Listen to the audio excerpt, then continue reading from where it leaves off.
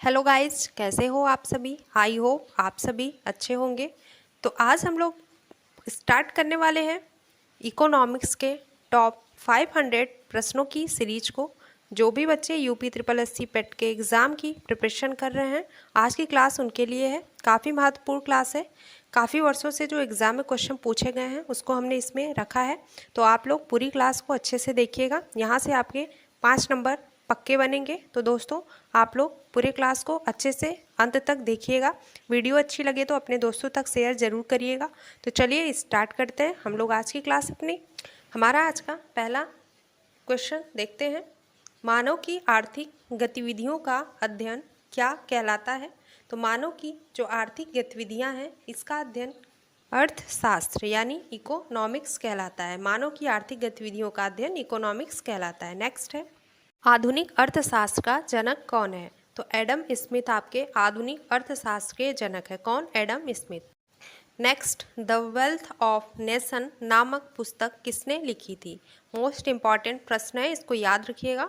तो the wealth of nation नामक पुस्तक एडम स्मिथ ने 1776 ईस्वी में लिखा। कब लिखा था? 1776 में एडम स्मिथ ने द वेल्थ ऑफ नेशन नामक पुस्तक लिखी। नेक्स्ट है, जब किसी देश को उसकी समस्त आर्थिक क्रियाओं के संदर्भ में परिभाषित करते हैं तो हम उसे क्या कहते हैं। तो उसे हम इकोनॉमी यानी अर्थव्यवस्था कहते हैं।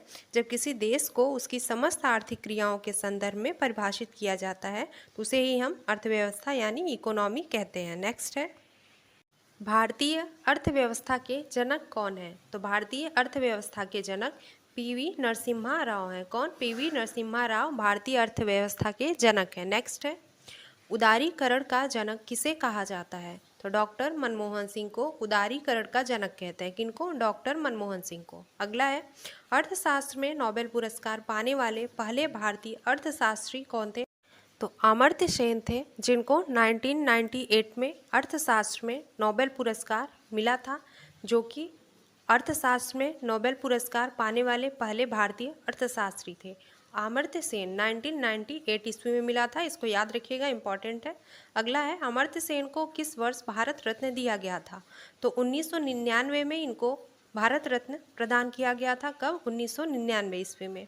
अगला है, अर्थशास्त्र को कितने भागों में बांटा गया है। तो इनको हम अर्थशास्त्र को हम 2 भागों में बांटे हैं। पहला है मैक्रो, जो मैक्रो इकोनॉमिक्स है जिसे हम समष्टि अर्थशास्त्र कहते हैं। दूसरा माइक्रो इकोनॉमिक्स जिसे व्यष्टि अर्थशास्त्र कहते हैं। तो अर्थशास्त्र को 2 भागों में बांटा गया है। नेक्स्ट है, विश्व जीडीपी रैंकिंग 2025 के अनुसार दुनिया की सबसे बड़ी अर्थव्यवस्था किस देश की है। तो जीडीपी रैंकिंग 2025 के अनुसार दुनिया की सबसे बड़ी अर्थव्यवस्था अमेरिका की है। किसकी? अमेरिका की। अगला देखते हैं। अगला है, राष्ट्रीय प्रतिदर्श सर्वेक्षण संगठन नेशनल सैंपल सर्वे ऑर्गेनाइजेशन की स्थापना किस वर्ष हुई थी। तो 1950 में राष्ट्रीय प्रतिदर्श सर्वेक्षण संगठन की स्थापना हुई थी। कब? 1950 में। अगला है, राष्ट्रीय सांख्यिकी आयोग नेशनल स्टैटिस्टिकल कमीशन की स्थापना किस समिति की अनुशंसा पर स्वीकार की गई थी।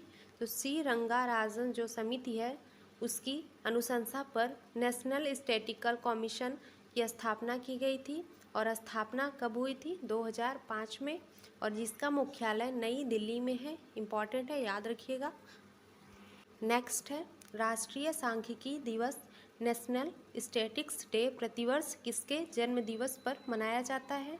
तो पीसी महालनोबिस के जन्म दिवस पर राष्ट्रीय सांख्यिकी दिवस मनाया जाता है। और किस दिन मनाया जाता है? 29 जून को मनाया जाता है राष्ट्रीय सांख्यिकी दिवस। अगला है, वर्ष 1949 में भारत सरकार द्वारा नियुक्त राष्ट्रीय आय समिति के अध्यक्ष कौन थे। तो पीसी जो महालनोबिस हैं वे भारत सरकार द्वारा नियुक्त राष्ट्रीय आय समिति के अध्यक्ष थे। नेक्स्ट है, भारत में सर्वप्रथम राष्ट्रीय आय की गणना का प्रयास किसने और कब किया था। तो भारत में सर्वप्रथम राष्ट्रीय आय की गणना का प्रयास दादा भाई नौरोजी ने 1863 ईस्वी में किया था। किसने किया था? दादा भाई नौरोजी ने। और कब किया था? 1863 में। अगला देखते हैं, भारतीय अर्थव्यवस्था में सकल राष्ट्रीय उत्पाद में सबसे अधिक योगदान किस क्षेत्र का है? तो तृतीयक क्षेत्र का योगदान सबसे अधिक है। किसमें? भारतीय अर्थव्यवस्था में जो सकल राष्ट्रीय उत्पाद है उसमें। और तृतीयक क्षेत्र आपका क्या है? सेवा क्षेत्र आपका तृतीयक क्षेत्र है। नेक्स्ट है मानव विकास सूचकांक SDI किसके द्वारा जारी किया जाता है? तो UNDP के द्वारा जो मानव विकास सूचकांक है वह जारी किया जाता है। UNDP का फुल फॉर्म क्या है? United nations development programme. याद रखिएगा, ये भी एग्जाम में पूछता है कभी कभी। अगला है मानव विकास सूचकांक SDI किसके द्वारा विकसित किया गया? तो महबूब उल हक के द्वारा 1990 में विकसित किया गया। अगला देखते हैं, अर्थशास्त्र की किस शाखा में किसी देश या विश्व की समस्त अर्थव्यवस्था और उनकी समस्याओं का अध्ययन किया जाता है? तो मैक्रो इकोनॉमिक्स, जिसे हम समष्टि अर्थशास्त्र कहते हैं, उसमें अर्थशास्त्र की जो शाखा है मैक्रो इकोनॉमिक्स, उसमें देश या विश्व की समस्त अर्थव्यवस्था और उनकी समस्याओं का अध्ययन किया जाता है। याद रखिएगा। समष्टि अर्थशास्त्र को शुरू करने का श्रेय किसे जाता है? तो macro economics John Maynard Keynes के द्वारा शुरू किया गया। Theory of employment and interest and money नामक पुस्तक किसने लिखी? तो जॉन मेनार्ड किन्स ने theory of employment and interest and money नामक पुस्तक लिखी। तो पुस्तक का नाम याद रखिएगा दोस्तों, इम्पॉर्टेंट है। अगला देखते हैं, poverty and un British rule in India नामक पुस्तक किसने लिखी? तो दादा भाई नौरोजी ने poverty and un British rule in India नामक पुस्तक को लिखा है। अगला है, दादा भाई नौरोजी ने अपनी पुस्तक poverty and un British rule in India में भारत में प्रति व्यक्ति आय कितनी बताई थी? तो प्रति व्यक्ति 20 रुपये इन्होंने बताया है। अगला है, भारत में राष्ट्रीय आय का आकलन करने वाली एजेंसी का नाम क्या है? तो CSO, जिसे केंद्रीय सांख्यिकी संगठन कहते हैं। भारत में राष्ट्रीय आय का आकलन करने वाली एजेंसी है केंद्रीय सांख्यिकी संगठन। अगला देखते हैं, किस प्रकार की अर्थव्यवस्था में निजी क्षेत्र और सरकारी क्षेत्र दोनों की समान भागीदारी होती है? तो मिश्रित अर्थव्यवस्था में निजी क्षेत्र और सरकारी क्षेत्र दोनों की समान भागीदारी होती है। अगला है, भारत की अर्थव्यवस्था किस प्रकार की है? तो भारत की जो अर्थव्यवस्था है वह मिश्रित अर्थव्यवस्था है। कौन सी अर्थव्यवस्था है? मिश्रित अर्थव्यवस्था। नेक्स्ट है, मिश्रित अर्थव्यवस्था अपनाने वाला सर्वप्रथम देश कौन सा है? तो फ्रांस जो है मिश्रित अर्थव्यवस्था को अपनाने वाला पहला देश है। ऐसी अर्थव्यवस्था जिसमें दूसरे देशों के साथ व्यापार करने पर कम से कम प्रतिबंध होता है तो खुली अर्थव्यवस्था है, जैसे हांगकांग और सिंगापुर है। यहाँ की अर्थव्यवस्था जो है इसमें दूसरे देशों के साथ व्यापार करने पर कम से कम प्रतिबंध होता है। अगला है, अर्थव्यवस्था की किस शाखा में किसी व्यक्तिगत, परिवार या किसी फर्म का अध्ययन किया जाता है? तो माइक्रो इकोनॉमिक्स व्यष्टि अर्थशास्त्र के अंतर्गत किसी व्यक्तिगत, परिवार या किसी फर्म का अध्ययन किया जाता है। नेक्स्ट है, ऐसी अर्थव्यवस्था जिसमें निजी क्षेत्रों की भागीदारी अधिक तथा सार्वजनिक क्षेत्रों की भागीदारी न्यूनतम हो, वह किस प्रकार की अर्थव्यवस्था कहलाती है? तो ऐसी अर्थव्यवस्था पूंजीवादी अर्थव्यवस्था कहलाती है, जिसमें निजी क्षेत्रों की जो भागीदारी है वह अधिक होती है तथा सार्वजनिक क्षेत्रों की भागीदारी कम होती है। इसको हम पूंजीवादी अर्थव्यवस्था कहते हैं। किस प्रकार की अर्थव्यवस्था में अधिकतम लाभ और न्यूनतम कल्याण नीति अपनाई जाती है? तो पूंजीवादी अर्थव्यवस्था में ही अधिकतम लाभ और न्यूनतम कल्याण नीति को अपनाया गया है। अगला देखते हैं, किस प्रकार की अर्थव्यवस्था में उत्पादन, आपूर्ति और कीमत सरकार द्वारा तय किया जाता है? तो समाजवादी अर्थव्यवस्था में उत्पादन, आपूर्ति और कीमत सरकार के द्वारा तय किया जाता है।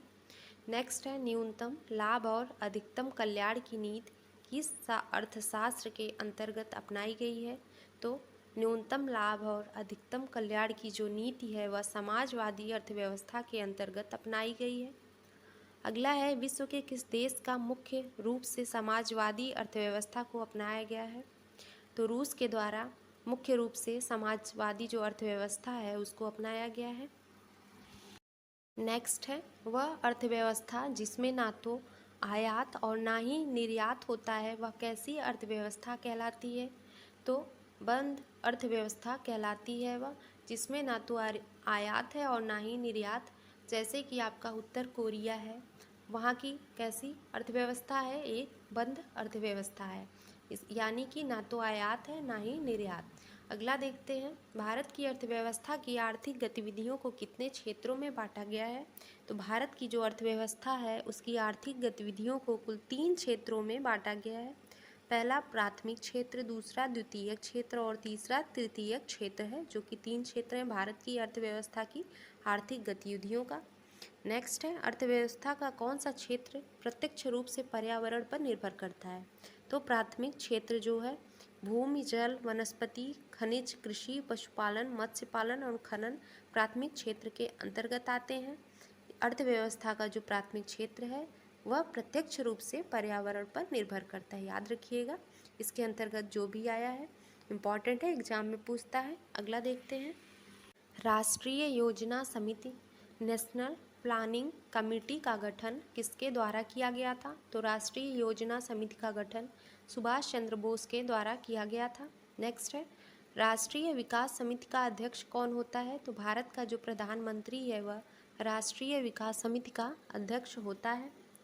अगला है, राष्ट्रीय विकास परिषद नेशनल डेवलपमेंट का गठन कब हुआ था? तो 6 अगस्त 1952 में राष्ट्रीय विकास परिषद का गठन हुआ था। अगला सवाल है, नियोजन विकास मॉडल को भारत में कब लागू किया गया था? तो 1 अप्रैल 1951 में नियोजन विकास मॉडल को भारत में लागू किया गया था। कब? 1 अप्रैल 1951 में। अगला देखते हैं, अर्थव्यवस्था का कौन सा क्षेत्र वस्तुओं के विनिर्माण से संबंधित है? तो द्वितीयक क्षेत्र जो है वह वस्तुओं के विनिर्माण से संबंधित है आपका। अगला है, सभी प्रकार के उद्योगों का संबंध किस क्षेत्र से है? तो सभी प्रकार के उद्योगों का जो संबंध है वह द्वितीयक क्षेत्र से है, यानी जैसे लोहा उद्योग, इस्पात उद्योग, वस्त्र उद्योग हो गया, वाहन, इलेक्ट्रॉनिक्स इत्यादि जो हैं सभी आपके द्वितीयक क्षेत्र में आते हैं। ये सभी प्रकार के उद्योगों का संबंध है द्वितीयक क्षेत्र से। विभिन्न प्रकार की सेवाओं का उत्पादन अर्थव्यवस्था के किस क्षेत्र के अंतर्गत किया जाता है? तो तृतीयक क्षेत्र के अंतर्गत किया जाता है। तो क्या है उसमें तृतीयक क्षेत्र में? बीमा, बैंकिंग, चिकित्सा, शिक्षा, परिवहन, संचार, पर्यटन इत्यादि जो भी हैं ये सभी ये तृतीयक क्षेत्र के अंतर्गत आते हैं, जो अर्थव्यवस्था के तृतीयक क्षेत्र के अंतर्गत हैं। अगला देखते हैं, मिश्रित अर्थव्यवस्था की संकल्पना किस अर्थशास्त्री के विचारों से प्रेरित है?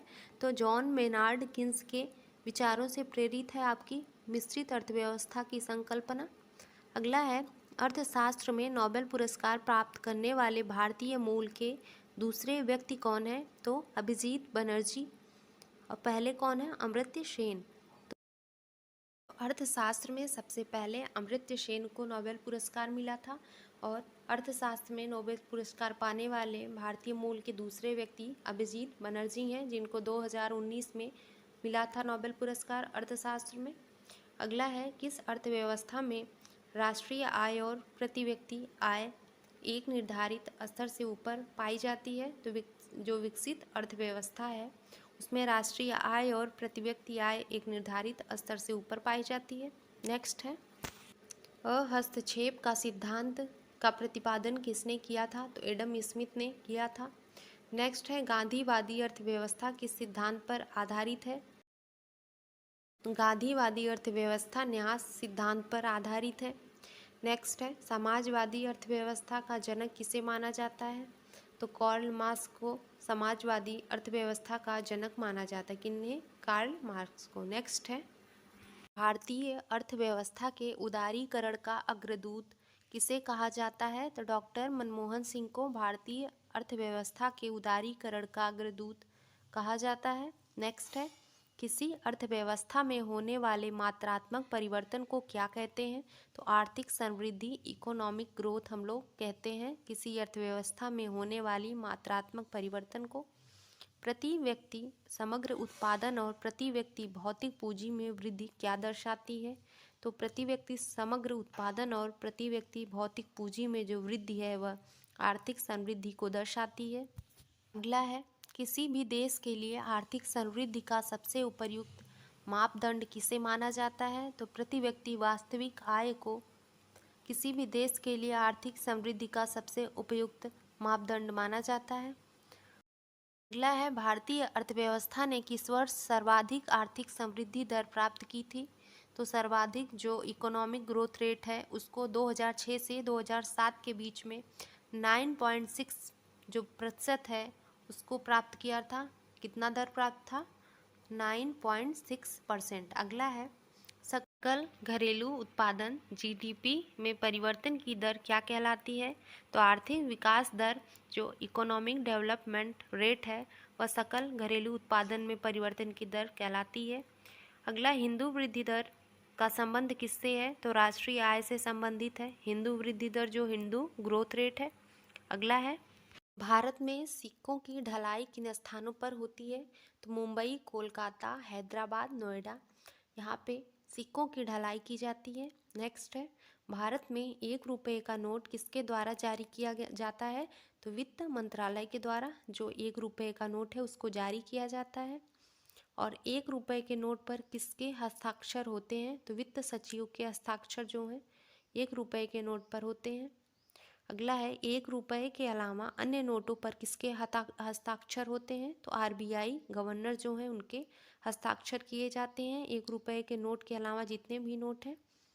अगला है, भारत में देश के विदेशी मुद्रा भंडार का अभिरक्षक क्या है? तो आरबीआई आपका भारत में देश के विदेशी मुद्रा भंडार का अभिरक्षक है। नेक्स्ट देखते हैं, केंद्रीय सांख्यिकी संगठन तथा राष्ट्रीय प्रतिदर्श सर्वेक्षण कार्यालय का विलय कर किस नई संस्था को स्थापित किया गया?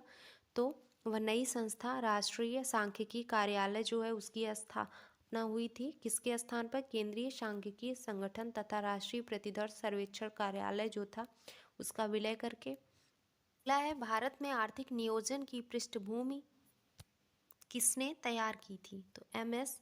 विश्वेश्वरैया ने 1934 ईस्वी में भारत में आर्थिक नियोजन की पृष्ठभूमि तैयार की थी।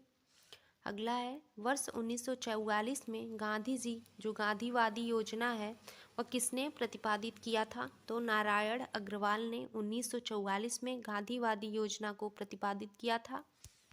अगला है, भारतीय संविधान में आर्थिक तथा सामाजिक नियोजन को किस अनुसूची का विषय बनाया गया है?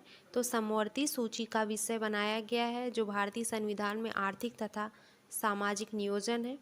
अगला है, भारत में आर्थिक नियोजन के उद्देश्य से पंचवर्षीय योजनाओं का निर्माण कब से किया गया था? 1 अप्रैल 1951 से भारत में आर्थिक नियोजन के उद्देश्य से पंचवर्षीय योजनाओं का निर्माण किया गया था। कब?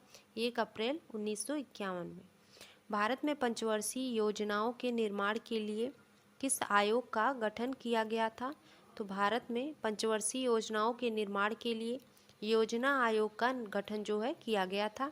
नेक्स्ट है, योजना आयोग का गठन कब किया गया था? तो 15 मार्च 1950 को योजना आयोग का गठन हुआ था।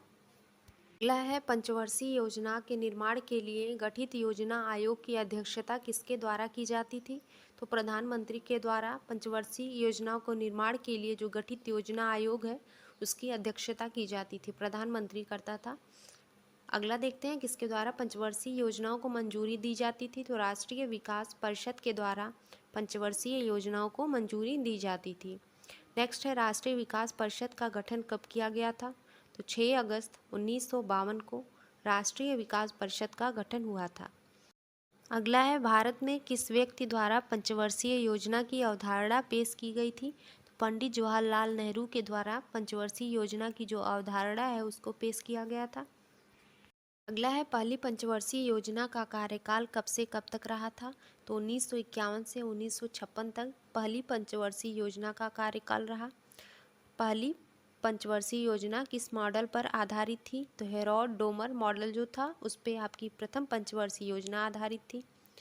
नेक्स्ट है, प्रथम पंचवर्षीय योजना में किस क्षेत्र को उच्च प्राथमिकता दी गई? तो कृषि क्षेत्र को पहली पंचवर्षीय योजना जो हुई थी उसमें उच्च प्राथमिकता दी गई है कृषि को। अगला है, किस सिंचाई परियोजना को प्रथम पंचवर्षीय योजना काल के दौरान शुरू किया गया था? तो पहला भांगड़ा नागल परियोजना थी, दूसरा दामोदर नदी घाटी परियोजना, तीसरा व्यास परियोजना थी। इनको प्रथम पंचवर्षीय योजना काल के दौरान शुरू किया गया। तीनों इम्पॉर्टेंट है, याद रखिएगा। अगला सवाल है, किस देश से भारत में पंचवर्षीय योजना को अपनाया गया है? तो रूस से जो भारत में पंचवर्षीय योजना है उसको अपनाया गया है। भारतीय संविधान में आर्थिक और सामाजिक योजना को किस सूची में रखा गया है? तो भारतीय संविधान में जो आर्थिक और सामाजिक योजना है उसको समवर्ती सूची में रखा गया है। किसमें? समवर्ती सूची में। नेक्स्ट है, द्वितीय पंचवर्षीय योजना का कार्यकाल कब से कब तक रहा? तो 1956 से 1961 तक द्वितीय पंचवर्षीय योजना का कार्यकाल रहा है। अगला है, द्वितीय पंचवर्षीय योजना किस मॉडल पर आधारित थी? तो पीसी महालनोबिस मॉडल जो था द्वितीय पंचवर्षीय योजना उसके मॉडल पर आधारित थी। अगला देखते हैं, द्वितीय पंचवर्षीय योजना में किस क्षेत्र को प्राथमिकता दी गई थी? तो उद्योग व खनिज को द्वितीय पंचवर्षीय योजना में प्राथमिकता दी गई थी। अगला है, द्वितीय पंचवर्षीय योजना के दौरान कौन कौन से बड़े कारखाने स्थापित किए गए थे? तो पहला दुर्गापुर, दूसरा भिलाई और तीसरा राउरकेला। ये जो तीन हैं आपके, ये द्वितीय पंचवर्षीय योजना के दौरान ये तीनों जो कारखाने हैं बड़े, इनको स्थापित किया गया था। अगला है, किस व्यक्ति को भारतीय आर्थिक योजना का जनक कहा जाता है? तो सर एम विश्वेश्वरैया जो हैं इनको भारतीय आर्थिक योजना का जनक कहा जाता है। नेक्स्ट है, तृतीय पंचवर्षीय योजना का कार्यकाल कब से कब तक रहा? तो 1961 से 1966 तक तृतीय पंचवर्षीय योजना का कार्यकाल रहा है। अगला है, तृतीय पंचवर्षीय योजना का मुख्य उद्देश्य क्या था? तो अर्थव्यवस्था को आत्मनिर्भर बनाना तृतीय पंचवर्षीय योजना का मुख्य उद्देश्य था। नेक्स्ट है, किस पंचवर्षीय योजना में कृषि और उद्योग दोनों को प्राथमिकता दी गई है? तो तृतीय पंचवर्षीय योजना में कृषि और उद्योग दोनों को प्राथमिकता दी गई थी।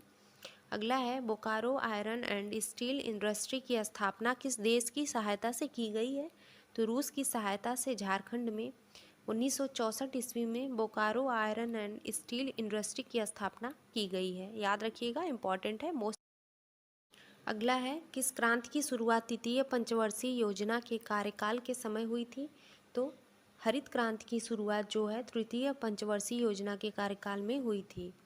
अगला है, भारत में हरित क्रांति का जनक किस कृषि वैज्ञानिक को कहा जाता है? तो भारत में जो हरित क्रांति के जनक है वे एम.एस. स्वामीनाथन को कहा जाता है, जो कि एक कृषि वैज्ञानिक थे। अगला है, तृतीय पंचवर्षीय योजना के असफल होने का मुख्य कारण क्या था? तो पहला, भारत और चीन के बीच में जो युद्ध 1962 में हुआ था, पहला कारण था। दूसरा, भारत और पाकिस्तान के बीच में युद्ध 1965 में जो हुआ था। और तीसरा, अभूतपूर्व सूखापन जो था, उसके कारण तृतीय पंचवर्षीय योजना आपकी असफल रही है। इम्पॉर्टेंट है, मोस्ट इम्पॉर्टेंट, इसको लगाइएगा, एग्जाम में पूछ सकता है आपसे। अगला देखते हैं, चतुर्थ पंचवर्षीय योजना का कार्यकाल कब से कब तक रहा? तो 1969 से 1974 तक। कब से कब तक रहा? 1969 से 1974 तक चतुर्थ पंचवर्षीय योजना का कार्यकाल रहा है। अगला सवाल देखते हैं, किस पंचवर्षीय योजना के समय कृषि वृद्धि दर सर्वाधिक रही थी? तो चतुर्थ पंचवर्षीय योजना के समय कृषि वृद्धि दर जो है सबसे ज़्यादा रही थी। अगला है, चतुर्थ पंचवर्षीय योजना में किस क्षेत्र को उच्च प्राथमिकता दी गई थी? तो मुद्रास्फीति को नियंत्रित करना और आर्थिक स्थिति में स्थिरता, इनको उच्च प्राथमिकता दी गई थी। किसमें? चतुर्थ पंचवर्षीय योजना में। अगला है, चतुर्थ पंचवर्षीय योजना किस मॉडल पर आधारित थी? तो DR गॉडगिल मॉडल पर आपकी चतुर्थ पंचवर्षीय योजना आधारित थी। अगला सवाल है, किस क्रांति का प्रारंभ चतुर्थ पंचवर्षीय योजना के कार्यकाल में हुआ था? तो श्वेत क्रांति जो ऑपरेशन फ्लड है, इसका प्रारंभ चतुर्थ पंचवर्षीय योजना के कार्यकाल में हुआ था। नेक्स्ट है, गरीबी उन्मूलन तथा आत्मनिर्भरता की प्राप्ति किस पंचवर्षीय योजना का मुख्य उद्देश्य था? पांचवी पंचवर्षीय योजना का मुख्य उद्देश्य था गरीबी उन्मूलन तथा आत्मनिर्भरता की प्राप्ति। अगला है, पांचवी पंचवर्षीय योजना का कार्यकाल कब से कब तक रहा है? तो 1974 से 1978 तक आपकी पांचवी पंचवर्षीय योजना का कार्यकाल रहा है। और छठी पंचवर्षीय योजना का कार्यकाल कब से कब तक रहा? तो 1980 से 1985 तक आपका छठी पांचवी जो वर्ष योजना है पंचवर्षीय योजना, उसका कार्यकाल रहा है, याद रखिएगा, 1980 से 1985 तक। अगला देखते हैं, छठी पंचवर्षीय योजना का मुख्य उद्देश्य क्या था? तो गरीबी उन्मूलन और रोजगार में वृद्धि आपका छठी पंचवर्षीय योजना का उद्देश्य था। अगला है लुढ़कती हुई योजना, जो रोलिंग प्लान है उसका संबंध किस योजना से है? तो अनवरत योजना जनता पार्टी की सरकार द्वारा मोरारजी देसाई के नेतृत्व में 1978 से 83 अवधि के लिए बनाई गई थी।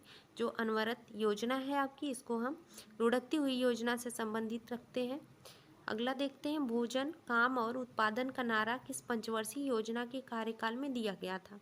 तो 7वीं जो पंचवर्षीय योजना है उसमें भोजन, काम और उत्पादन का नारा दिया गया है। कौन सा कार्यकाल है 7वीं पंचवर्षीय योजना? अगला सवाल है, 7वीं पंचवर्षीय योजना का कार्यकाल कब से कब तक रहा है? तो 1985 से 1990 तक आपका 7वीं पंचवर्षीय योजना का कार्यकाल रहा है। नेक्स्ट है, 7वीं पंचवर्षीय योजना निम्न में से किस मॉडल पर आधारित थी? तो डब्ल्यू मिलर मॉडल पर आपकी 7वीं पंचवर्षीय योजना आधारित थी। अगला सवाल है, 7वीं पंचवर्षीय योजना का क्या प्रमुख उद्देश्य था? तो रोजगार के अधिक अवसर जुटाना और न्याय पर आधारित सामाजिक प्रणाली तथा देसी तकनीक का विकास करना 7वीं पंचवर्षीय योजना का प्रमुख उद्देश्य था। अगला है, किस योजना का आरंभ 7वीं पंचवर्षीय योजना के समय हुआ था? तो जवाहर रोजगार योजना जो है उसका आरंभ 7वीं पंचवर्षीय योजना के समय हुआ था, जवाहर रोजगार योजना। अगला है, किस पंचवर्षीय योजना के काल में प्रधानमंत्री रोजगार योजना की शुरुआत हुई थी? तो 8वीं पंचवर्षीय योजना के काल में प्रधानमंत्री रोजगार योजना की शुरुआत हुई थी। नेक्स्ट है, 8वीं पंचवर्षीय योजना में किस क्षेत्र को सर्वोच्च प्राथमिकता दी गई थी? तो मानव संसाधन का विकास है, और रोजगार का विकास, शिक्षा व जन स्वास्थ्य का विकास, ये 3 जो हैं सर्वोच्च प्राथमिकता इनको 8वीं पंचवर्षीय योजना में दी गई थी। अगला है, किस पंचवर्षीय योजना के अंतर्गत राष्ट्रीय महिला कोष की स्थापना की गई थी? तो 8वीं पंचवर्षीय योजना के अंतर्गत राष्ट्रीय महिला कोष की स्थापना की गई थी। कौन सी पंचवर्षीय योजना? 8वीं पंचवर्षीय योजना में। अगला है, भारत सरकार द्वारा गरीब महिलाओं को संपत्ति निर्माण के लिए लघु ऋण उपलब्ध करवाने के लिए संस्था की स्थापना की गई थी। किस संस्था की स्थापना की गई थी? राष्ट्रीय महिला कोष, जो भारत सरकार द्वारा गरीब महिलाओं को संपत्ति निर्माण के लिए लघु ऋण उपलब्ध करवाने के लिए स्थापना की गई थी इस संस्था की, राष्ट्रीय महिला कोष। और कब की गई थी? 1993 में। अगला है, देश में गरीबी और बेरोजगारी को समाप्त करना किस पंचवर्षीय योजना का मुख्य उद्देश्य था? तो 10वीं पंचवर्षीय योजना का मुख्य उद्देश्य था देश में गरीबी और बेरोजगारी को हटाना। अगला सवाल है, तीव्रतम एवं समावेशी विकास किस पंचवर्षीय योजना का मुख्य उद्देश्य था? तो तीव्रतम एवं समावेशी जो विकास है वह 11वीं पंचवर्षीय योजना का मुख्य उद्देश्य था। नेक्स्ट है, योजना आयोग को खत्म करके नीति आयोग का गठन किस पंचवर्षीय योजना के कार्यकाल में किया गया था? तो 12वीं पंचवर्षीय योजना के कार्यकाल में योजना आयोग को खत्म करके उसके स्थान पर नीति आयोग का गठन हुआ था। कब? 2012 से 2017 के बीच। अगला है, नीति आयोग का गठन कब किया गया था? तो 1 जनवरी 2015 में। कब? 1 जनवरी 2015 में। किसके द्वारा? NITI जो national institute for transforming India है उसके द्वारा नीति आयोग का गठन किया गया था। अगला है, नीति आयोग का पदेन अध्यक्ष कौन होता है? तो प्रधानमंत्री नीति आयोग का पदेन अध्यक्ष होता है। नेक्स्ट है, सर्व शिक्षा अभियान की शुरुआत किस पंचवर्षीय योजना में हुई थी? तो 9वीं पंचवर्षीय योजना में सर्व शिक्षा अभियान की शुरुआत हुई थी। तो सर्व शिक्षा अभियान की शुरुआत 1901 में हुई थी। और पंचवर्षीय योजना 9वीं पंचवर्षीय योजना जिसका कार्यकाल 1997 से 2002 के बीच में था। अगला है, नाबार्ड तथा एक्जिम बैंक की स्थापना किस पंचवर्षीय योजना के कार्यकाल के समय हुई थी? तो नाबार्ड और जो एक्सिस बैंक है उसकी स्थापना 6वीं पंचवर्षीय योजना के समय हुई थी। इसका कार्यकाल 1980 से 1985 रहा है। नेक्स्ट है, भारत में सर्वप्रथम कागजी मुद्रा जो पेपर मनी है उसकी शुरुआत किस वर्ष की गई थी? तो वर्ष 1862 में भारत में सर्वप्रथम कागजी मुद्रा की शुरुआत की गई थी। अगला है विदेशी मुद्रा जिसमें त्वरित प्रवास की वृत्ति जो क्विक माइग्रेशन ट्रेंड है वह होती है, ऐसी मुद्रा क्या कहलाती है? तो गर्म मुद्रा हॉट मनी कहलाती है। जो विदेशी मुद्रा है जिसमें त्वरित प्रवास की प्रवृत्ति होती है उसको हम गर्म मुद्रा यानी हॉट मनी कहते हैं। अगला है स्मार्ट मनी या प्लास्टिक मनी शब्द का प्रयोग किसके लिए किया जाता है?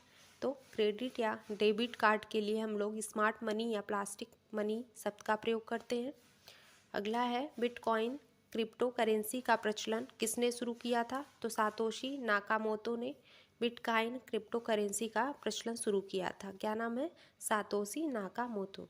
अगला है भारतीय रुपया किस वर्ष तक 16 आनों में विभाजित था? तो 1957 ईस्वी तक जो भारतीय का रुपया है वह 16 आनों में विभाजित था। अगला है आरबीआई द्वारा जारी नोटों में कुल कितनी भाषाओं का प्रयोग किया जाता है? तो कुल 17 भाषाओं का प्रयोग आरबीआई जो नोट जारी करती है उसमें 17 भाषाओं का प्रयोग होता है।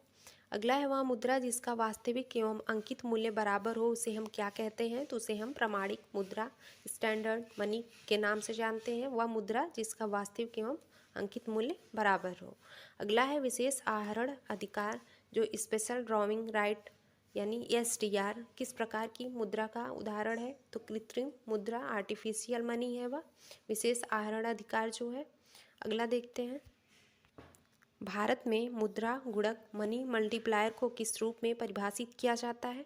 तो आरक्षित मुद्रा के रूप में भारत में जो मुद्रा गुणक है उसको परिभाषित किया जाता है। नेक्स्ट है पोस्टल ऑर्डर डिमांड ड्राफ्ट तथा चेक किस प्रकार की मुद्रा के प्रकार हैं? तो ऐच्छिक मुद्रा है ये सभी। पोस्टल ऑर्डर डिमांड ड्राफ्ट तथा चेक इसे हम ऑप्शनल मनी कहते हैं।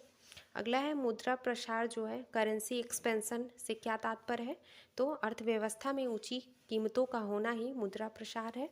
अगला देखते हैं वर्ष 2020 तक एक वैश्विक डिजिटल करेंसी लिब्रा तथा एक डिजिटल वॉलेट कैलिब्रा जारी करने की घोषणा किसने की थी? तो फेसबुक ने इसकी घोषणा की थी जारी करने की। अगला है भारत में मुद्रा और साख का नियंत्रण किसके द्वारा किया जाता है? तो आरबीआई जो भारतीय रिजर्व बैंक है उसके द्वारा भारत में मुद्रा और साख का नियंत्रण होता है। नेक्स्ट है सर्वप्रथम आधुनिक बैंकिंग का विकास किस देश में हुआ था? तो इटली में सबसे पहले आधुनिक बैंकिंग का विकास हुआ था।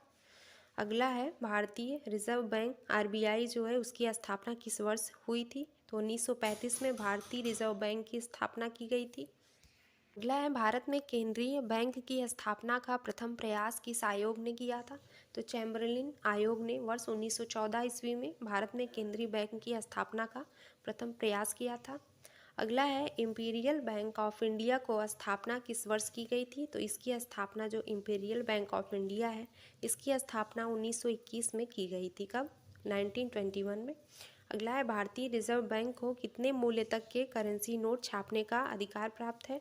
तो 10,000 तक के नोट को छापने का अधिकार है भारतीय रिजर्व बैंक को जो आरबीआई है।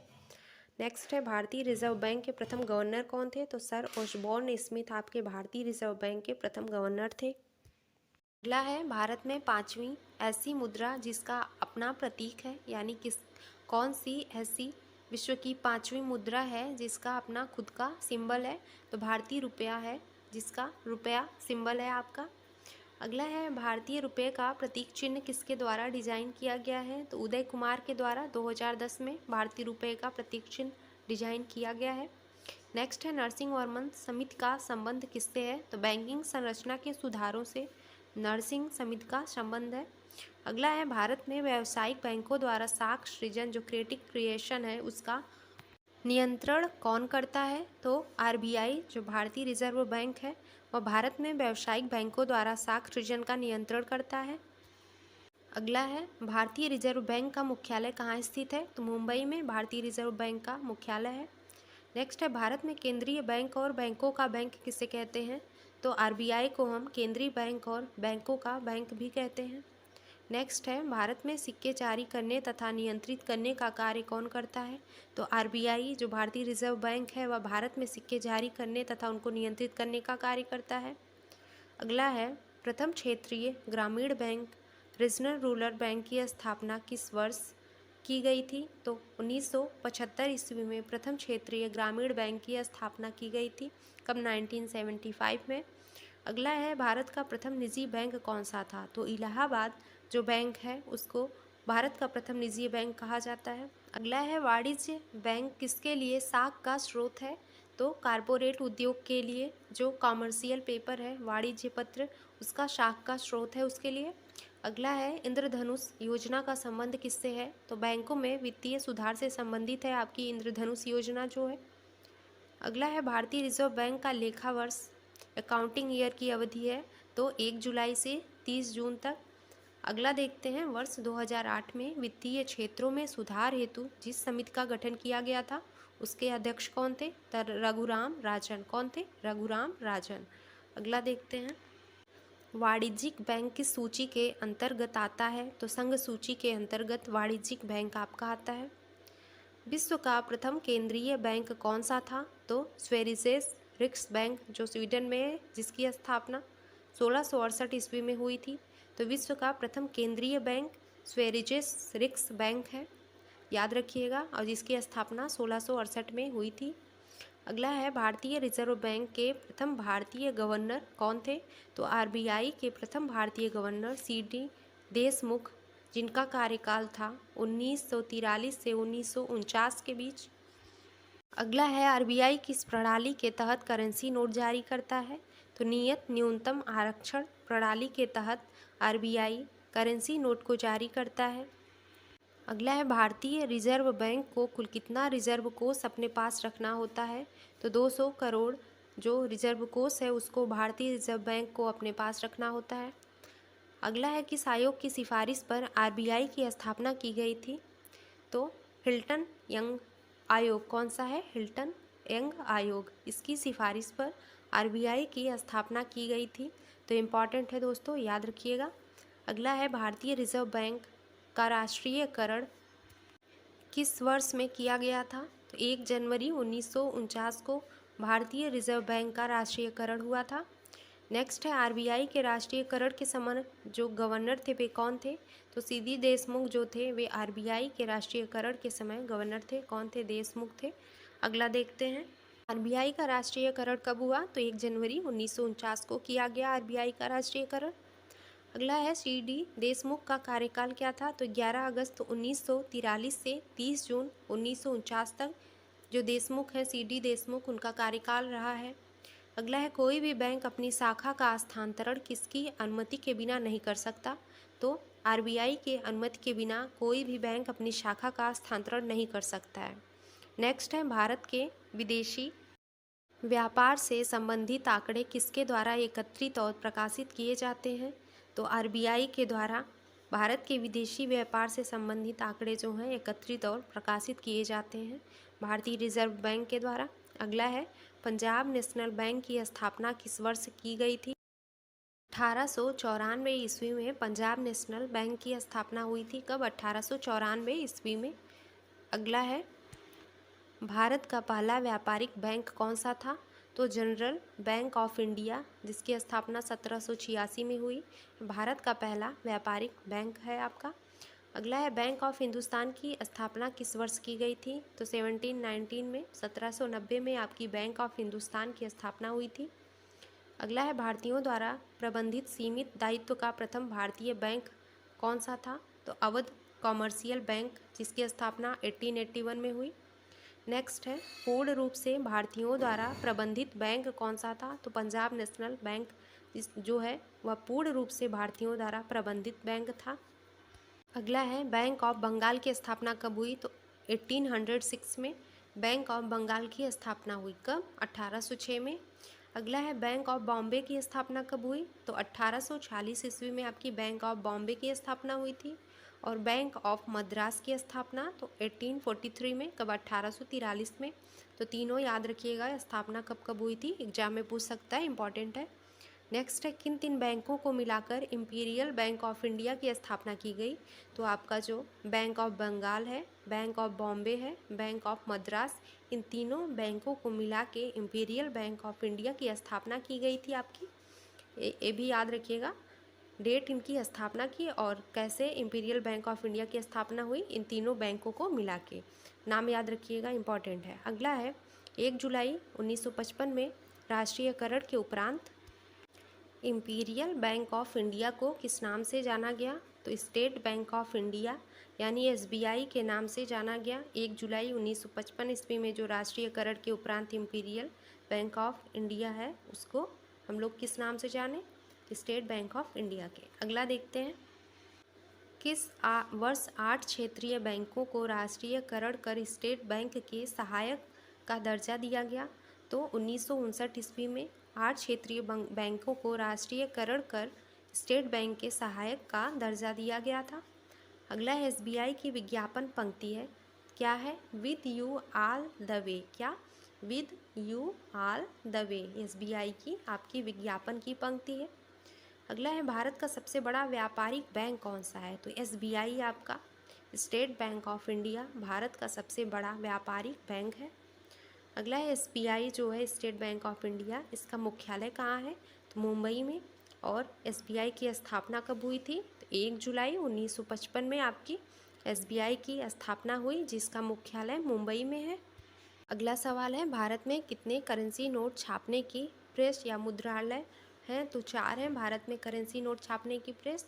पहला है देवास जो कि मध्य प्रदेश में है, दूसरा नासिक महाराष्ट्र में, तीसरा मैसूर कर्नाटक और चौथा सालबोनी पश्चिम बंगाल में आपके करेंसी नोट छापने की प्रेस है। याद रखिएगा 4 हैं, नाम भी याद रखिएगा कहाँ कहाँ के हैं। अगला देखते हैं, सिंपली क्लिक क्रेडिट कार्ड योजना किस बैंक द्वारा शुरू की गई, तो एसबीआई के द्वारा जो है सिंपली क्लिक क्रेडिट कार्ड योजना शुरू की गई है। अगला है भारत में प्रथम महिला बैंक की स्थापना कब और कहाँ की गई। भारत में प्रथम महिला बैंक की स्थापना 19 नवंबर 2013 को मुंबई में की गई। कब, 19 नवंबर 2013 को, और कहाँ पे, मुंबई में।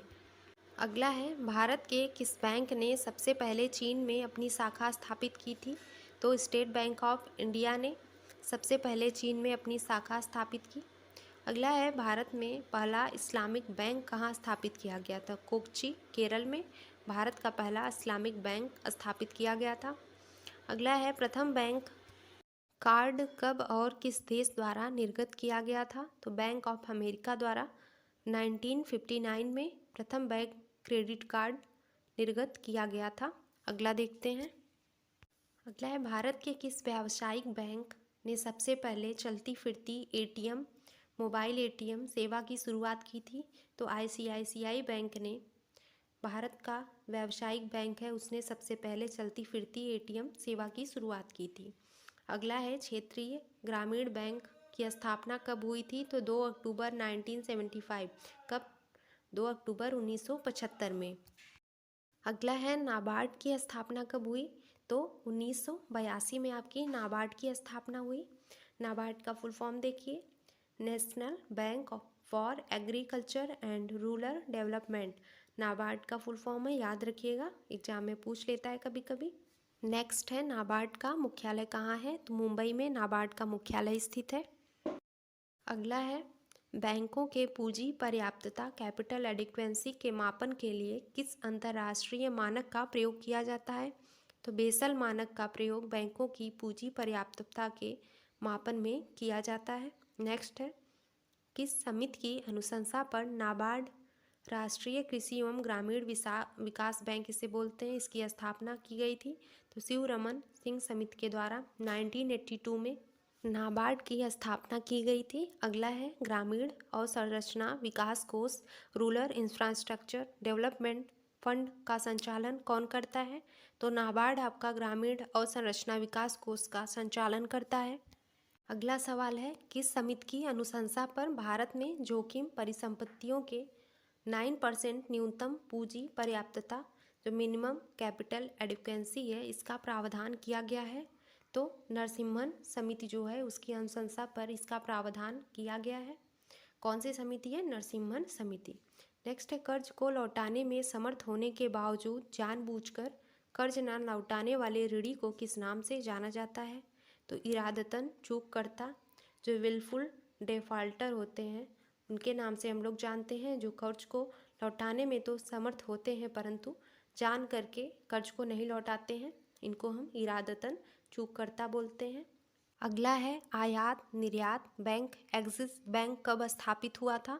तो 1982 में आयात निर्यात बैंक जो है स्थापित हुआ था 1982 में। अगला सवाल है बैंकों में जमा राशि बढ़ने पर मुद्रा आपूर्ति पर क्या प्रभाव पड़ता है? तो मनी सप्लाई पर क्या प्रभाव पड़ता है? मुद्रा जो आपूर्ति है वह बढ़ती है। अगर बैंकों में जमा राशि बढ़ी तो मुद्रा आपूर्ति हमारी जो है वह भी बढ़ती है। अगला है रेखी समिति का संबंध किससे है? तो अप्रत्यक्ष कर के संबंध में सुझाव हेतु संबंधित है हमारी रेखा समिति।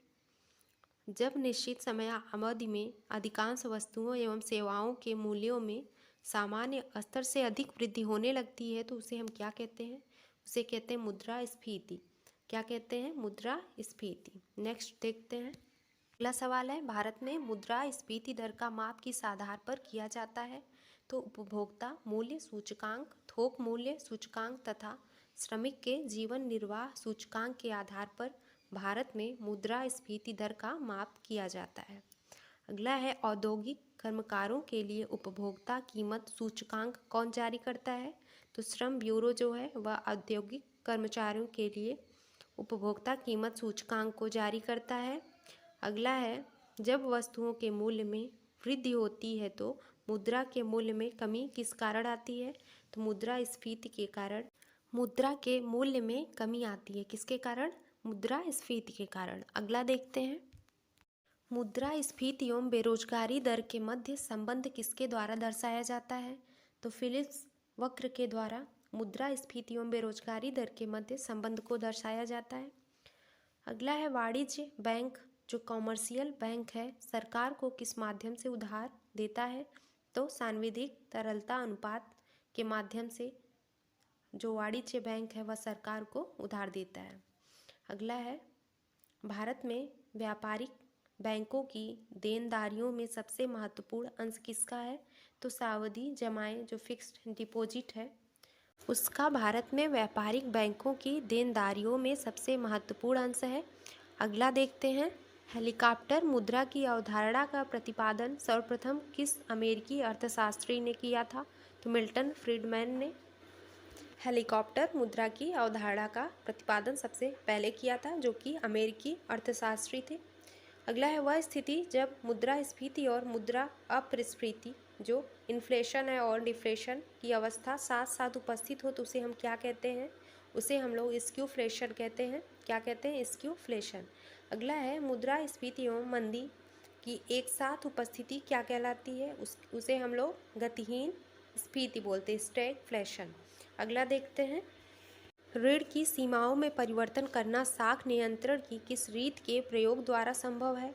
तो गुणात्मक साख नियंत्रण के द्वारा संभव है आपका ऋण की सीमाओं में परिवर्तन करना।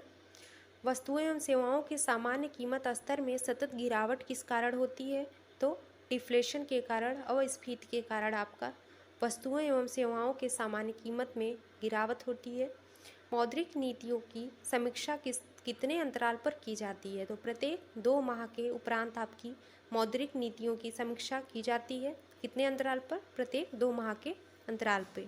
अगला है नगद आरक्षित अनुपात जो कैश रिजर्व रेशियो है और खुला बाजार कार्यवाही ओपन मार्केट ऑपरेशन किसके साधन है? तो मौद्रिक जो नीति है उसके साधन है। अगला मौद्रिक नीति का निर्माण भारत में किसके द्वारा किया जाता है? तो आरबीआई के द्वारा भारत में मौद्रिक नीति का निर्माण किया जाता है भारतीय रिजर्व बैंक द्वारा। भारतीय रिजर्व बैंक आरबीआई जिस दर पर वाणिज्यिक बैंकों को ऋण प्रदान करता है उसे हम क्या कहते हैं? उसे बैंक दर कहते हैं। अगला सवाल है अल्पकालीन आवश्यकताओं की पूर्ति हेतु जिस ब्याज दर पर कॉमर्शियल बैंक रिजर्व बैंक से ऋण प्राप्त करते हैं उसे क्या कहते हैं? उसे हम लोग रेपो रेट कहते हैं। क्या? Repo rate. अगला है रेपो रेट का नियमन कौन करता है? तो रेपो दर का नियमन आपका RBI reserve bank of India करता है। नेक्स्ट है अल्पकालीन अवधि के लिए जिस ब्याज दर पर रिजर्व बैंक द्वारा कॉमर्शियल बैंक से नकदी प्राप्त की जाती है उसे हम लोग क्या कहते हैं? रिवर्स रेपो रेट कहते हैं। क्या? Reverse repo rate. अगला देखते हैं अगला है, भारतीय रिजर्व बैंक के पास विभिन्न व्यावसायिक बैंकों की कुल जमा एवं आरक्षित राशि का निर्धारित भाग क्या कहलाता है? तो नगद आरक्षित अनुपात CRR कहलाता है। राज्य भविष्य निधि स्टेट प्रोविडेंट फंड के अंतर्गत सरकार से प्राप्त मुद्रा को किस कोष में जमा किया जाता है? तो सार्वजनिक लेखा नीति है, उसमें जमा किया जाता है। भारत में मुद्रास्फीति मापन की सबसे लोकप्रिय माप क्या है? तो उपभोक्ता मूल्य सूचकांक CPI जो है भारत में मुद्रास्फीति मापन की सबसे लोकप्रिय माप है। अगला है, भारत में कर्मचारियों के महंगाई भत्ते का निर्धारण किस आधार पर किया जाता है? तो उपभोक्ता कीमत सूचकांक के द्वारा भारत में कर्मचारियों के महंगाई भत्ते का निर्धारण होता है। अगला है, ऑपरेशन ट्विस्ट किसके द्वारा प्रारंभ किया गया है? तो RBI के द्वारा ऑपरेशन ट्विस्ट प्रारंभ किया गया है। अनुसूचित वाणिज्यिक बैंक किसानों एवं ग्राहकों को जिस दर पर ऋण देते हैं उस दर को हम क्या कहते हैं? उनको हम लोग बेस रेट यानी आधार दर कहते हैं। उपभोक्ता मूल्य सूचकांक की गणना किस आधार पर की जाती है? तो वस्तुओं और सेवाओं दोनों की कीमतों के आधार पर उपभोक्ता मूल्य सूचकांक की गणना होती है। अगला है, वस्तुओं और सेवाओं की मांग की अपेक्षा आपूर्ति अधिक हो जाए तो इनकी कीमतों में गिरावट आती है, तो इसे हम क्या कहते हैं? अभी हमने पीछे देखा, इन्हें हम मुद्रा डिफ्लेशन संकुचन कहते हैं। मौद्रिक नीति समिति के अध्यक्ष कौन होते हैं? तो रिजर्व बैंक के गवर्नर जो हैं वे मौद्रिक नीति समिति के अध्यक्ष होते हैं। अगला है, मौद्रिक नीति समिति में कुल कितने सदस्य होते हैं? तो टोटल 6 सदस्य आपके मौद्रिक जो नीति समिति है उसमें होते हैं। इसमें 3 सदस्य RBI के प्रतिनिधि और 3 सदस्य की नियुक्ति केंद्र सरकार द्वारा होती है। अगला है, वे ऋण जिनकी ब्याज दर परिवर्तनशील होती है, तो फ्लोटिंग रेट लोन्स जो हैं उनकी ब्याज दर परिवर्तनशील होती है। अगला है, औद्योगिक प्रतिभूतियों के अंतर्गत किसे शामिल किया जाता है? तो शेयरर डिबेंचर जो हैं उनको औद्योगिक प्रतिभूतियों के अंतर्गत शामिल किया जाता है। अगला है, वे प्रतिभूतियाँ जिनकी परिपक्वता अवधि 365 दिन से अधिक होती हैं तो उन्हें हम क्या बोलते हैं? बॉन्ड बोलते हैं। प्रारंभिक सार्वजनिक प्रस्ताव के माध्यम से विश्व में सर्वाधिक पूंजी जुटाने वाली कंपनी कौन सी है? तो सऊदी अरामको जो सऊदी अरब में है, सऊदी अरामको ये आपकी प्रारंभिक सार्वजनिक प्रस्ताव के माध्यम से जो विश्व में सर्वाधिक पूंजी जुटाने वाली कंपनी है और कहाँ है? सऊदी अरब में। अगला है, बुलिश और बियरिश अवधारणा किससे संबंधित है? तो शेयर बाजार से आपकी बुलिश और बियरिश अवधारणा संबंधित है। अगला है, सेबी जो भारतीय प्रतिभूति व विनिमय बोर्ड है उसकी स्थापना किस वर्ष की गई थी?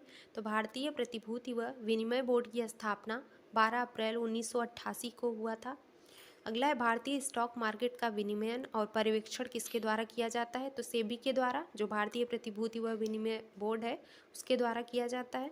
सेबी का मुख्यालय कहाँ है? तो मुंबई में आपका सेबी का मुख्यालय स्थित है। कहाँ? मुंबई में। अगला है, सेबी के क्षेत्रीय मुख्यालय कहाँ कहाँ है? तो कोलकाता में, दिल्ली और चेन्नई में आपके सेबी के क्षेत्रीय मुख्यालय स्थित हैं। अगला है, सेबी का संपूर्ण प्रबंधन कितने सदस्यों की देखरेख में होता है? तो टोटल 6 सदस्यों की देखरेख में आपका सेबी का संपूर्ण प्रबंधन होता है। अगला है, सेबी के अध्यक्ष का कार्यकाल कितने वर्ष का होता है? 3 वर्ष का आपके सेबी के अध्यक्ष का कार्यकाल होता है। नेक्स्ट है, राष्ट्रीय शेयर बाजार नेशनल स्टॉक एक्सचेंज की स्थापना की संस्तुति किस समिति ने की थी? तो फेरवानी समिति ने 1991 में राष्ट्रीय शेयर बाजार की स्थापना की संस्तुति की थी। अगला है, राष्ट्रीय शेयर बाजार नेशनल स्टॉक एक्सचेंज का मुख्यालय कहाँ है? तो मुंबई में, वर्ली में, मुंबई के वर्ली में आपका राष्ट्रीय शेयर बाजार का मुख्यालय स्थित है। अगला है, बॉम्बे स्टॉक एक्सचेंज BSE की स्थापना किस वर्ष की गई थी? तो 1875 में, 1875 में बॉम्बे स्टॉक एक्सचेंज की स्थापना हुई थी। अगला है, बॉम्बे स्टॉक एक्सचेंज BSE कहाँ स्थित है? तो दलाल स्ट्रीट, मुंबई में आपका बॉम्बे स्टॉक एक्सचेंज स्थित है। विश्व का पहला संगठित शेयर बाजार कहाँ स्थापित किया गया था? तो नीदरलैंड में आपका विश्व का पहला संगठित शेयर बाजार स्थापित किया गया था। नीदरलैंड में कहाँ? एम्स्टर्डम स्टॉक एक्सचेंज में। कब? 1602 ईस्वी में भारत विश्व का पहला संगठित शेयर बाजार स्थापित हुआ था। अमेरिका स्टॉक एक्सचेंज नैस्डैक में सूचीबद्ध होने वाली प्रथम भारतीय कंपनी कौन सी थी? तो इन्फोसिस जो है आपकी, इन्फोसिस जो है अमेरिका स्टॉक एक्सचेंज में सूचीबद्ध होने वाली प्रथम भारतीय कंपनी थी। अगला है, मुंबई स्टॉक एक्सचेंज का संवेदी शेयर सूचकांक क्या है? तो सेंसेक्स आपका जो है वह मुंबई स्टॉक एक्सचेंज का संवेदी शेयर सूचकांक है। नेक्स्ट है राष्ट्रीय स्टॉक एक्सचेंज जो NSE है उसका संवेदी शेयर सूचकांक क्या है? तो निफ्टी जो 50 है आपका, निफ्टी 50, वह राष्ट्रीय स्टॉक एक्सचेंज का संवेदी शेयर सूचकांक है। अगला है गिल्ड ईस्ट बाजार का संबंध किससे है? तो सरकारी प्रतिभूतियों के बाजार से संबंधित है आपका। सार्वजनिक वितरण प्रणाली के अंतर्गत केंद्रीय निर्गम मूल्य निर्धारण हेतु किस समिति का गठन किया गया था? तो KR वेणुगोपाल समिति का गठन हुआ था। अगला है कोई बाजार क्रेता बाजार कब कहलाता है? तो जब मांग से पूर्ति अधिक होती है तब कोई बाजार जो होता है वह क्रेता बाजार कहलाता है, बायर्स मार्केट। अगला देखते हैं, भारत के विनिवेश आयोग के प्रथम अध्यक्ष कौन थे? तो GV रामकृष्ण आपके भारत के विनिवेश आयोग के प्रथम अध्यक्ष थे। नेक्स्ट है ऐसे लोग जो द्वितीयक बाजार की अपेक्षा प्राथमिक बाजार में निवेश करना पसंद करते हैं, वे क्या कहलाते हैं? तो ऐसे लोग जो द्वितीयक बाजार की अपेक्षा प्राथमिक बाजार में निवेश करना पसंद करते हैं वे स्टैक कहलाते हैं। क्या? स्टैक। नेक्स्ट है मुद्रा बाजार का नियमन और नियंत्रण किसके द्वारा किया जाता है? तो RBI के द्वारा मुद्रा बाजार का नियमन और नियंत्रण होता है। अगला है भारत सरकार द्वारा वर्ष 1993 में रंगराजन समिति की नियुक्ति किसके लिए की गई थी? तो पूंजी विनिवेश के लिए भारत सरकार द्वारा 1993 में रंगराजन समिति की नियुक्ति हुई थी। अगला है भारतीय जीवन बीमा जो LIC है उसकी स्थापना कब हुई? तो 1 सितंबर 1956 में भारतीय जीवन बीमा की स्थापना हुई थी। अगला है किसान क्रेडिट कार्ड योजना कब प्रारंभ की गई थी? तो वर्ष 1998 से 1999 ईस्वी में आपकी किसान क्रेडिट कार्ड योजना प्रारंभ की गई थी। अगला है आर्यन मल्होत्रा समिति का संबंध किस क्षेत्र से है? तो बीमा क्षेत्र से आपका आर्यन मल्होत्रा समिति का संबंध है। नेक्स्ट है साख निर्धारण के संबंध में भारत की सबसे पुरानी क्रेडिट रेटिंग संस्था कौन सी है? भारत की सबसे पुरानी क्रेडिट रेटिंग संस्था है क्रिसिल। कब? वर्ष 1987 की है। अगला है पूंजी बाजार तथा उद्योग जगत में प्रतिष्ठित एवं बड़ी कंपनियों किस नाम से जाना जाता है? तो पूंजी बाजार तथा उद्योग जगत में जो प्रतिष्ठित एवं बड़ी कंपनियां हैं उनको ब्लू चिप कंपनी के नाम से जाना जाता है। तो दोस्तों आज की क्लास को हम लोग यहीं पे एंड करते हैं। 253 क्वेश्चन तक हम लोग आज कंप्लीट किए हैं। बाकी के क्वेश्चन हम लोग नेक्स्ट वीडियो में पार्ट 2 लेके आएंगे, उसमें देखा जाएगा। आज काफ़ी लंबा टाइम हो गया है तो नेक्स्ट पार्ट जो बचे हैं उनको हम दूसरे पार्ट में लेके आएंगे। अगर वीडियो अच्छी लगी हो तो आप लोग लाइक शेयर सब्सक्राइब भी ज़रूर करिएगा। चलिए मिलते हैं नेक्स्ट पार्ट में। धन्यवाद।